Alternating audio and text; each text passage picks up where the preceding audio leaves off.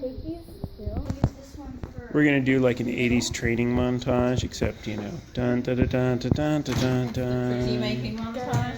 All I right. also have some painter's tape. But you don't want to reveal anything. Oh yeah. So you can, Yeah, like- you can read. Do you want to read that chapter? yeah. Okay, you can read that chapter, and then we can ask people if this. so it's chapter 11. It's good. I'm gonna take more apart. We're Yes, we recording do. this. Is that for okay? Posterity. That's wonderful. You recorded me yelling at Duncan. So thank you for coming for our book party, which is, I don't know, we don't have a lot of plans. Barry would like to read a chapter of the book. Can I get some more? You Just can one sit more. there for a minute. Just one more. No. We have door prizes today, so there's some slips of paper over there on the table next to the punch that I'm not letting Duncan drink more of. And just, write your name down, and at some point in half an hour or so, we will pull names for prizes. We have cupcakes with cherries on top, because it is the awesomely amazing Adventures of Cherry. And we have books. So, that's the music and dance. Would you like to read from your book? From our book? Okay. Would you like some microphone, dear? Yeah. And so now Barry Messina, the esteemed illustrator of the awesomely amazing Adventures of Cherry, will now read a chapter from the book. Here comes somebody else, Yeah. so maybe we could wait Okay. just for a Slow, second. complete with voices, So hopefully. About, Uh, just so Well, we kind of have some it started out really as just a thought, and sometimes when car rides to and from school, Mom would ask me, so how do you think, what do you think about us making a book called The Awesomely Amazing Adventures of Cherry? And I thought that was a cool thing. Well, you named the book. It wasn't named at that point, but we started talking about it, and then you eventually were like, okay, this is something we're gonna do, and then we did it. I don't really know how else to say it. We planned it, and you wrote it. yeah, I asked you if you would illustrate a book, if I wrote a book about our family, if you would illustrate it. And you said yes. And so So, we did. Okay. And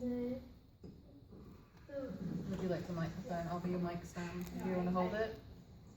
the chapter I'm reading is chapter 11, and it's on page 84. For those following along at home.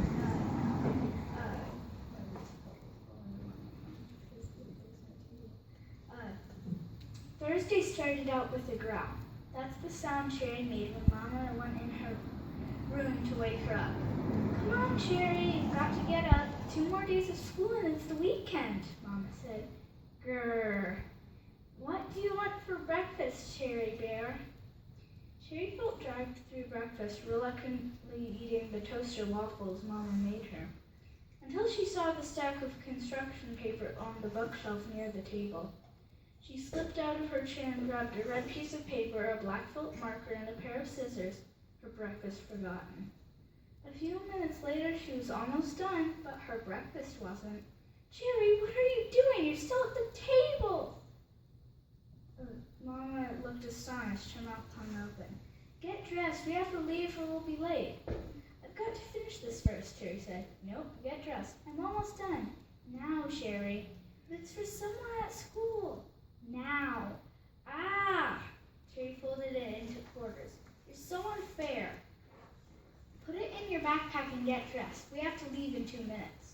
They didn't leave in 2 minutes, as Mama repeatedly told them, as she shoved shoes onto Cherry's feet and stuffed their lunch boxes into their backpacks. We're going to be late now, Cherry, Mama said. It's not fair to Elliot to make him tardy just because you're so slow in the morning. Eventually, Mama ushered them into the car, Cherry in first, then Elliot. As Elliot climbed in, he swung his heavy backpack over his seat and onto she yelled. Mama, Elliot threw his backpack on me. Hush, Sherry, Mama said. Buckle in and let's get going. The late bell rang as Mama opened the minivan's sliding door. As her class was filing out of their classroom to go to music, by the time Sherry got there, everyone looked at her as she balanced her lunchbox, snacks, homework folder, and Michael's note and scuffed her way to her desk so she could join them. It was right before recess when Sherry got up the courage to pass the note to Michael while they were standing in line. I like you. Do you like me too? Check yes or no, it said. She cut it out into a heart shape and folded it into quarters. He was right behind her, so it was easy to turn her head over her shoulder and say, I made this for you, and slipped it into his hand. Amy, who was 2 kids back, saw the exchange. Hey, what did you give him? She asked as the kids ahead in line filed out the room. Michael opened his hand slightly and looked down. Amy grabbed it and unfolded the paper, scanning it and smirking. Ha, Amy snorted. As if he likes me, you know that. Michael reached for the note. Hey, give that back to me. But he wasn't quick enough. Amy held up the note and tore it in half. It fluttered to the floor, 2 halves of a broken heart. You don't need it, she said, turning away and sauntered out the door, head held like a ruling queen. Sherry's mouth hung open. How could she be so rude? So awful! What's going on here? Miss Kate strode from the front of the classroom. Out to recess, both of you. Sherry didn't know what to say. She just hung her head as Michael stood there blankly. Amy's right, Sherry thought. He likes her, not me. She slunk out of the classroom door towards the bathroom and the privacy of its stalls. She didn't hear Michael say, I just need to get this, as he picked up the pieces of paper from the floor and stuck them into his pants pocket. Sherry sat in the cool quiet of the bathroom stall. Today can't get any worse, she thought. Just in case, though, I'll stay here. And that was her plan, to hide in shame for as much as the day she could get away with. Maybe no one will notice I'm not in class after recess. They don't know I exist anyway. The toilet in the next stall to her flushed, and the door opened, and a pair of feet made its way to the sink and then out the door. She sat there for at least 10 minutes until she saw another pair of feet enter the bathroom. She recognized them. Scuffed shoes, too small for their owner, the stitching come loose from one toe. Jasmine. The toilet flushed again. The sneakers moved towards the sink. Why not? I've got nothing else left to lose, Sherry thought. She opened the door and looked at Jasmine in the mirror. Sherry didn't know what words were going to come out of her mouth before she spoke, or if she'd be able to make any noise at all as she opened her mouth. But she felt like she had a decision to make. Jasmine looked back at her. Do you want to say I made it up? She asked Jasmine. Then you'd be a liar, Jasmine said, and you don't lie to friends. I'm sorry, Sherry said. She wasn't sure what she was apologizing for, but at least Jasmine was speaking to her. For what? For lying to me? Either way you're lying, because butterflies aren't real. Talking butterflies aren't real. So telling me you have one as a friend is a lie. And telling me now you are making it up means you knew you were lying. So either way you're going to be mad at me? Well, at least if you're living in reality, we can be friends, Jasmine said. Fine, she's not real then. I made it up. Sherry looked at the tiled bathroom floor. Her gut shifted inside her. Now I am lying, she thought, and shifted her gaze upward enough to see Jasmine in the mirror again. Jasmine squinted at her like she did when she first heard about Azurine. I don't think you believe yourself. You're still living in the land of make-believe where dreams come true and butterflies are your best friend. No, you're my best friend, Sherry said. Or were. You've got that right, you lying little snot. You're a snot, Sherry was yelling now.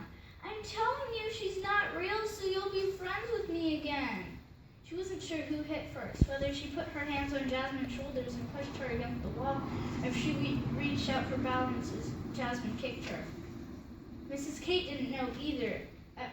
As first, her head and then the rest of her body popped into the bathroom in response to the commotion. She found both girls propelled away from each other. What is going on here? She asked. No one answered at first. They were too busy scowling and rubbing their sore spots. Then they both began at once. She said I'm a liar. She pushed me. She kicked me. She's lying. She's a liar.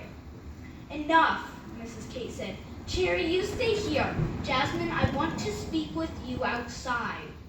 Cherry stayed in the now lonely bathroom, straining to hear the murmur of Jasmine and Mrs. Kate's conversation in the hall. Mrs. Kate came back in. Now, Cherry, it's your turn. Cherry explained as best she could, although it really didn't make any sense to her either. Once she was done, Mrs. Kate led her out into the hall where Jasmine waited. So let me get this straight, Miss Kate said to the girls. You started fighting because Cherry said she has a friend that's a butterfly, but Jasmine didn't believe Cherry was telling the truth? Cherry and Jasmine nodded. And now you're fighting because Cherry says she made it up so you'll be friends again, but Jasmine doesn't believe her that she made it up? They nodded again. And you can't just agree to disagree? Both girls looked at each other, then down, and shifted uncomfortably. Miss Kate sighed. Recess is almost over. Get to the classroom, both of you. You've both got red cards for the rest of the day. Any other misbehavior and I'm calling your parents. Red was the only color Cherry could see for the remainder of the day. She certainly didn't see any blue, and not a single fluttering of butterfly wings.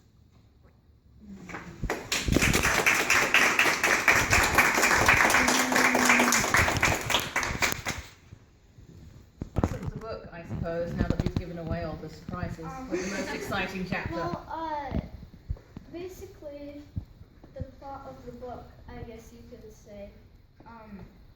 So on the back it says, 9-year-old Cherry's life looks perfect on the outside, living in a great house with a tree house in the backyard, surrounded by a family, a brother, 2 step-siblings, even a foreign exchange sister, a loving mom, and a geeky stepdad who offers daily science news. But every year something big happens to change her life, and it's not always good. Now her dad lives across the country. Her Nana and Cat died. And her siblings, well, they're great, except for when they aren't. When this year's big thing happens, Cherry has some choices to make. Does she stick with what she knows is true, even if it means risking a lifelong friendship? Does she fight to stop her bratty enemy from stealing her crutch? And is it worth loving people if they all leave her in the end? The Awesome and Amazing Adventures of Cherry Butterfly Buddies takes you on a journey through the magic of family, friendship, and the importance of keeping an open heart. And basically, the plot of the book is, it has, in the first few chapters, it has some background explaining about, Cherry's family, and who she is, and what the situation in her life is. And, then what happens is she meets a butterfly, basically, in her treehouse, and it doesn't really talk to her, with its mouth, because other people can't hear it. Only Cherry can hear her. And so she's like her magical little butterfly friend that always shows up when she needs her.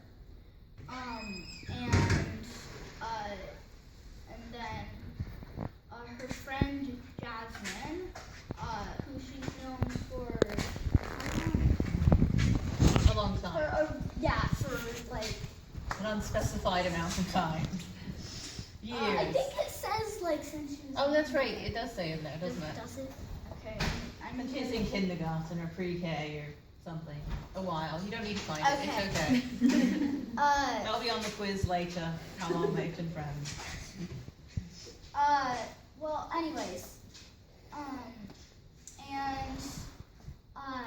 her Jasmine's mom is always no make-believe fairy tales, all that stuff.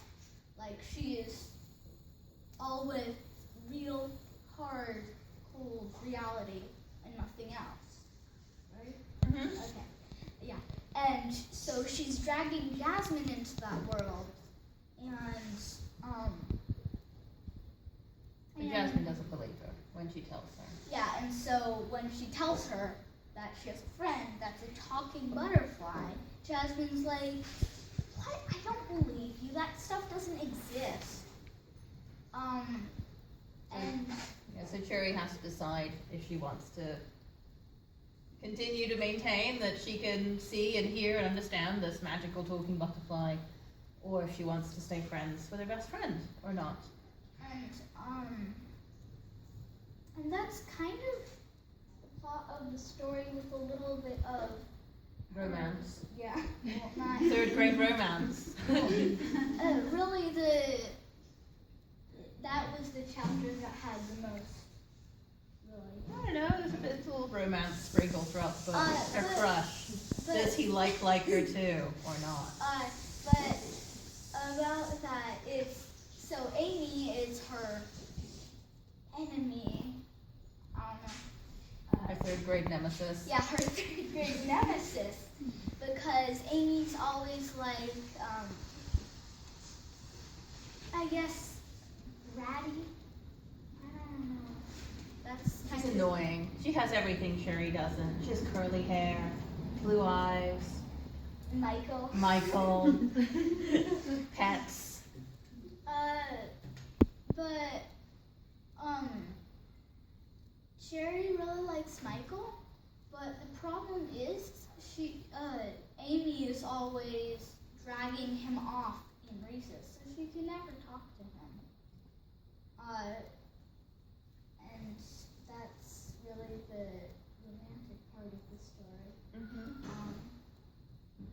And then we also have a foreign exchange student from Japan in there as well, just to, add to the mix. Just to bring it all But together. well, that's about for Cherry whether or not it's worth it to her to continue to love people when she knows that they're going to go away, because she's had a lot of loss in her life. Her grandmother, the cat, her dad who lives across the country, and now she has this sister for a year, and she really loves her. And she loves Hanako. Mm-hmm. She loves Hanako, but she knows that she has to go back to Japan eventually. And like Mama said, she's trying to decide if it's still worth loving her and, accepting her as like a family member if she's just gonna go back to Japan and not really see her again ever. Yeah. And yeah. So it's based, as you can obviously guess, Cherry, Barry, maybe there's some similarity there. Well, But it's kind of based on our family, but not completely, as Barry has said. Some of the stuff actually happened. Some of the stuff, kind of happened like that, and some of it's just completely made up. like the butterfly, that's well, how the butterfly is described, like the appearance of the butterfly is something in my life, But not in reality. but not like I don't have a friend that I can hear, and later in the story, I'm not going to spoil it for anybody, but there's something very, very dangerous that happened when we were camping. Yeah. And that didn't happen in real life, luckily. Very luckily, that never happened. And You didn't get in a fight in the bathroom. yeah, At least as far as I know. She No, hasn't I- gotten in any fights in the bathroom at school. Right? yeah. Okay. Maybe not. Anyways, so yeah. I have a question. So Michael picked up the pieces of paper, You right? did. Yeah. Okay, so you don't have to tell me what happens, but it sounds like there might be something here. Something happens. Something Dun, dun, happens. dun. It does get You have resolved. to read on read to find Okay, out. I will find out. So if you buy the book, just skip to chapter 12 Okay. and then see what happens. Or you could just read through the whole book like a sensible person. Yes, that is my plan. Or if you're one of those people that really likes to know the endings, you can pick it up and like I'll rent it from you for 2 minutes for $1 read and the then end. just be like, okay. Okay, I know the ending and I'm gonna spoil it for everybody. Like Yeah. A lot of the stuff about our home life actually comes from real life, getting Yeah. ready for school, doing homework, not wanting to go to school, and I don't know, that kind of amuses me as an author that one of the ways I got Barry to illustrate the book is all those days, especially towards the end of 3rd grade, when she said she was too sick to go to school because her tummy hurt. I made her stay in bed and illustrate the book. So it was, it was good. It's time well spent. Yeah, actually, pretty much whenever I was sick, you would, I would give you the next whatever chapters I had written and then said hand illustrate me a ton these. of papers and hard places, and then like illustrate it. Yes. Not as rude as that, but you'd be like, please illustrate it right now. Yep. So, Yeah. anybody else have any questions? So how much of the story did you create and how much did Barry contribute to? I don't remember. You did most of it. I asked you questions about things, about Yeah. what do you think this should be like, what do you think this character should be like, But or she actually was the one who wrote everything, but I think I gave some suggestions and like you said, what's this character supposed to be like? I they borrowed should- her brain every so Yeah. often. And You actually said that. Can I borrow your brain? yeah. You helped me figure out some of the situations. Like what? Well, especially the stuff with Michael and Amy and some of the conflicts and Oh yeah. to get that like 3rd grade, Cause feeling of it. Cause I was in 3rd grade at the time, and she wasn't in 3rd grade at the time. She was in 3rd grade all the way back. I didn't have boys in 3rd grade. I was at an all-girls school, so we had no 3rd grade, romances, or 4th grade or 5th grade for that matter. So no elementary romances? No, I only had like when I was in kindergarten equivalent. We had boys that year, and there was this like stinky boy called William that we kept giving a ride to school. I didn't like him, but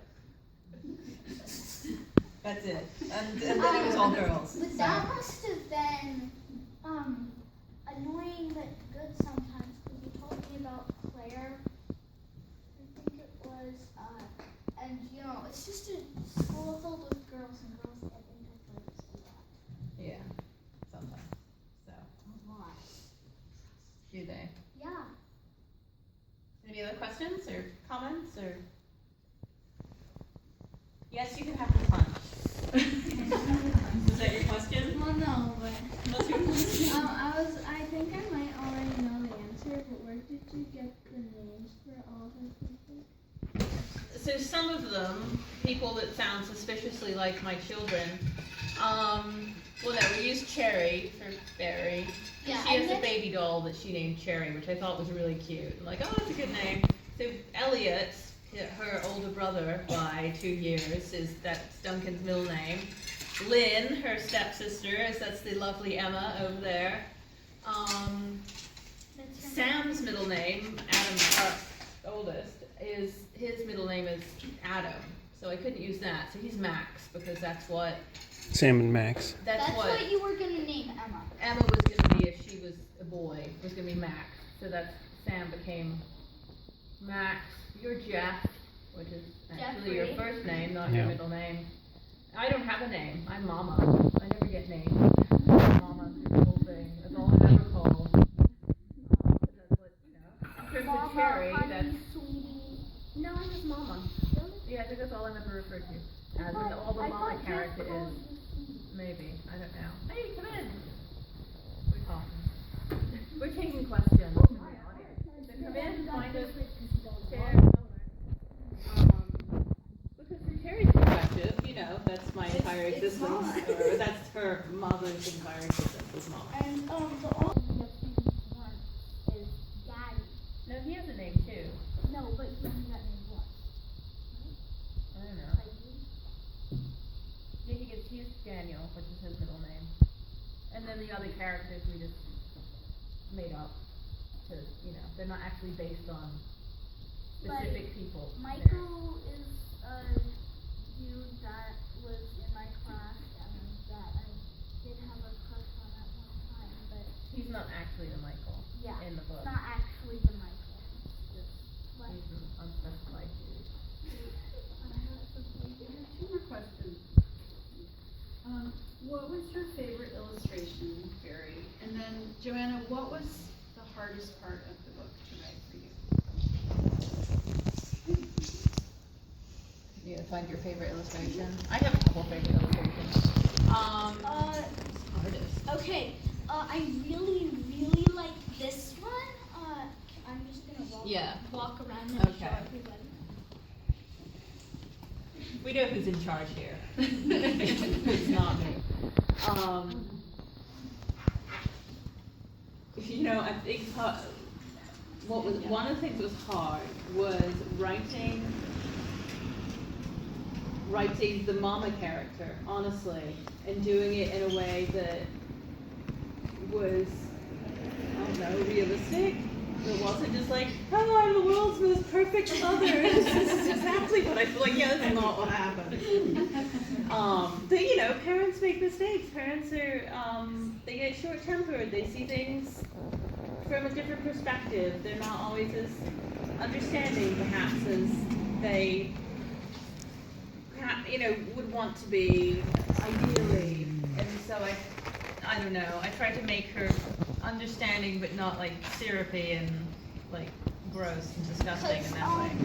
Yeah, sometimes they're not. I find when I'm writing books, like in school even, When when I writing just stories. when we're just writing books about our experiences or even fiction stories, it's really hard to make my character not be so mean and yell all the time, but not have them be the nicest person in the book.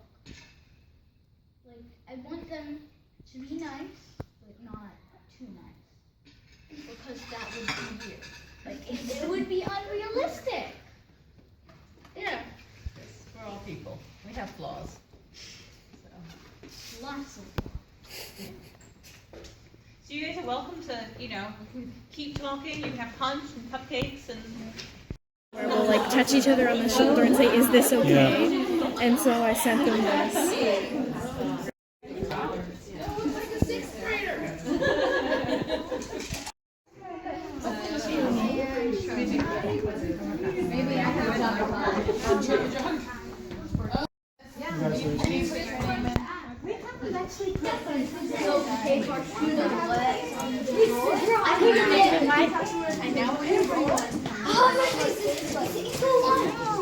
I'm gonna draw it. And you're talking to the mic. You ready to do door prize drawing to announce if that's what you're doing? We're doing the door prize drawing. Okay. Jennifer! You get to come up and choose one of these 6 items, whichever one Wait, this is that's included as well. the gloves come in a pair. So, I'm gonna take this for Nina. okay. I Okay, do it. next The first one. person will take that. So cool. And the second one is me. No, you don't. You cannot. What? Redo. I know, but you can't be in the door prize drawing. I hope you put 2. Because you're my child. Hey! You're my child too. Chloe.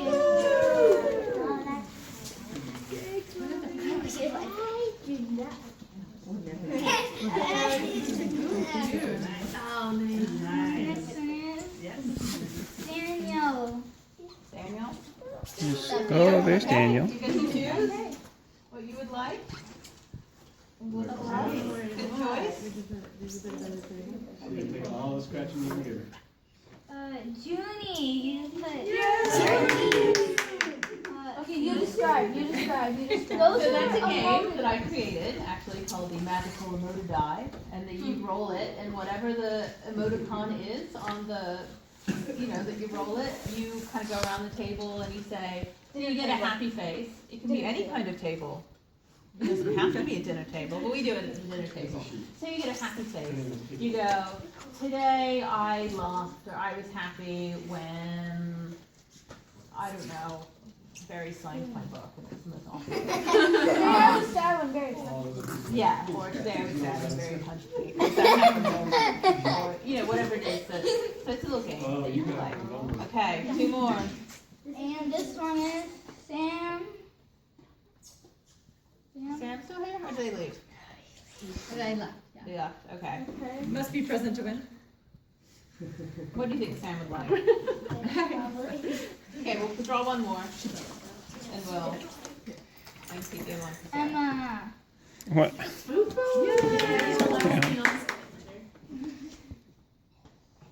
Well, you have both of those. So, Okay. I'm gonna redraw. Huh? Or what? Just pick another one. Okay. That's redrawn. Okay, redraw. I thought you said redraw. Stop. Let's stop. Charlotte. Charlotte. Yay. Alright, I will. Okay, I want to read the names that weren't drawn. No, you don't need to. No,